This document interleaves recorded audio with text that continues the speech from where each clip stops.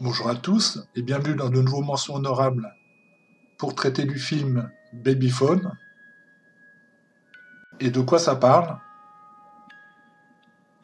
Eh bien, ça nous raconte l'histoire d'un jeune couple qui vient emménager avec leur bébé dans une maison à la campagne. Une maison qu'ils espèrent être le renouveau de leur amour. Une nouvelle vie qui commence avec un bébé de 6 mois, donc un bébé en bas âge. Une nouvelle maison, la campagne, l'air pur. On peut imaginer tout ça assez facilement.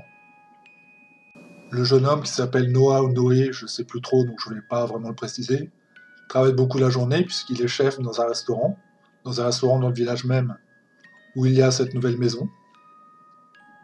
La jeune femme reste donc la journée avec son bébé, elle pouponne, même si elle fait du télétravail. Elle s'occupe néanmoins plus de l'éducation de son bébé la journée. Et c'est ainsi qu'elle va faire une découverte en grattant le papier, un ancien papier peint. Elle va découvrir une petite pièce et une petite porte qui va ouvrir sur quelque chose, sur une chambre de bébé. Donc dans cette nouvelle maison, dans cette demeure à la campagne, eh bien, elle va découvrir une chambre de bébé. Et puis également un babyphone, un petit babyphone usagé encore que, il manque des piles. Donc Noah ou Noé, je ne sais plus trop, va vouloir remettre des piles et utiliser ce babyphone pour leur bébé. Et ils vont décider, contre toute attente, après réflexion, de faire de cette chambre la chambre de leur bébé. Ils n'avaient pas de chambre, le bébé dormait avec le couple, ce qui posait des problèmes d'intimité. Et bien là, ils se disent que puisqu'il y a une pièce en plus, pourquoi pas y installer le bébé. Avec le babyphone, ils pourront surveiller ce qui s'y passe.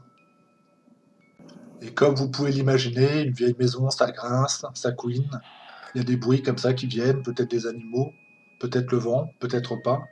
Et dans le babyphone, eh bien, parfois vont être émis des sons étranges et inquiétants. Et qu'est-ce que j'ai pensé de cette œuvre? Qu'est-ce que j'ai pensé de ce concept? Car oui, il s'agit bien d'un concept, de quelque chose de totalement novateur, en tout cas de la façon dont c'est amené, puisque Babyphone est un conte audio, quelque chose plus proche de la l'ASMR que du grand cinéma. Il n'y a pas de bande-annonce pour ce film. Je dis film, mais c'est pas un film. C'est un conte audio, c'est un concept auditif qui se vit avec le casque sur la tête, rivé dans le noir, parce que c'est comme ça que le veut sa réalisatrice. Quand on demande à Anna Girardot comment doit être vécu ce concept, comment doit être vécu son œuvre, parce que c'est une œuvre, eh bien elle dit dans le noir, avec un casque sur la tête, et pas nécessairement à regarder l'écran parce qu'il ne s'y passe pas grand-chose. Alors est-ce qu'il a une utilité ou pas? Je ne saurais pas trop le dire, je vais essayer de détailler. Sur l'écran, si vous choisissez de le vivre comme un film classique, vous aurez des images. Des images et aussi une appellation du moment où les personnes sont. Par exemple, Agathe est dans la cuisine, c'est le nom de la jeune femme, Agathe. Eh bien, on voit Agathe qui se déplace et qui monte dans la chambre du haut. On voit la photo de la chambre du haut, et Agathe redescend, et puis on voit elle est dans le salon, ou peu importe. Et comme ça, on arrive à situer géographiquement où sont placés les personnages. Mais sinon, ça n'a pas beaucoup d'autres utilités, et je suis pas sûr, j'aurais pas compris davantage sans ou avec l'image. Alors on pourrait se demander d'où vient cette idée pour Anna Girardot, et je peux vous répondre puisque j'ai regardé quelques interviews d'elle. Elle explique que depuis toujours elle est fan de cinéma de genre, de Shyamalan, j'arriverai jamais à le dire, qu'elle aime les films qui font peur, quoi, elle aime se faire peur.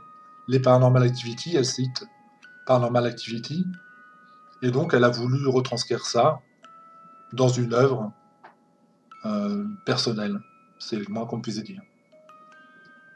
Et à la genèse de tout ça, ce qui fait qu'elle a eu envie de créer cela en dehors de son aspiration pour ce genre, c'est qu'elle a elle-même vécu une dépression postpartum, qui est, de ce que j'ai compris, hein, et de ce que je pense en synthèse, je résumerai, la naissance est un moment logiquement heureux, et bien pour certaines mamans, c'est un moment inquiétant, c'est un moment d'angoisse, et elles ont peur de mal aimer leur bébé, elles ont peur de ne pas être des bonnes mères, Bref, c'est pas la maternité comme on peut l'imaginer, c'est la maternité avec un petit côté un peu triste.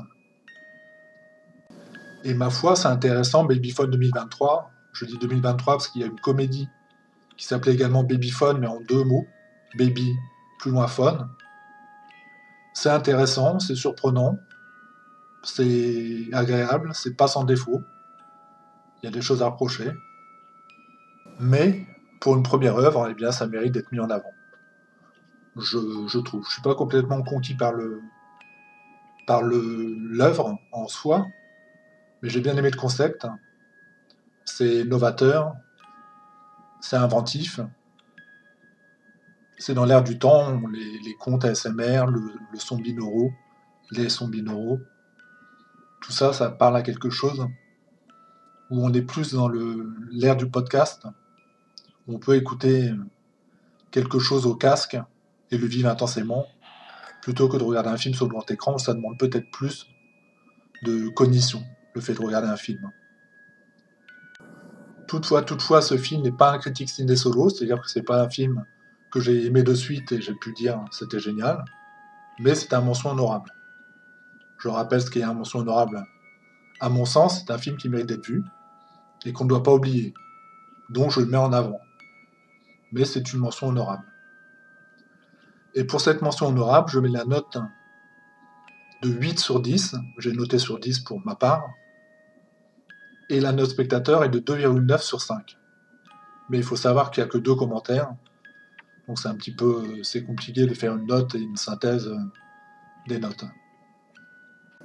Et je vais passer aux commentaires positifs et aux commentaires négatifs.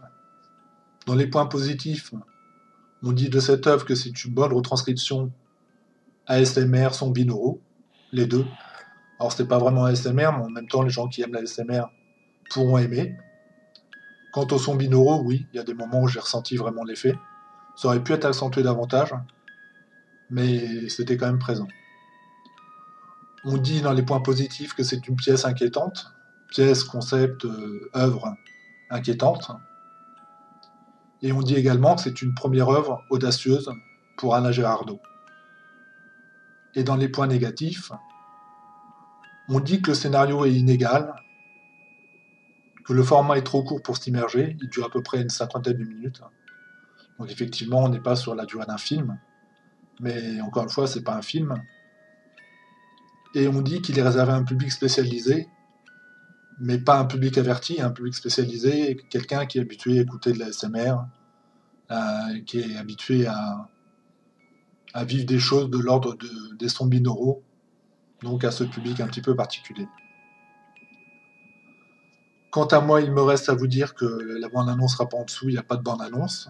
Je vous mettrai, spoiler alerte, je vous mettrai l'interview de Alain Gérardot pour que vous puissiez vous plonger dedans, si jamais vous avez envie de voir cette œuvre, et après avoir un peu plus d'éléments sur cette œuvre. Et moi, il me reste à vous dire merci à vous et à bientôt. Merci à vous et à bientôt.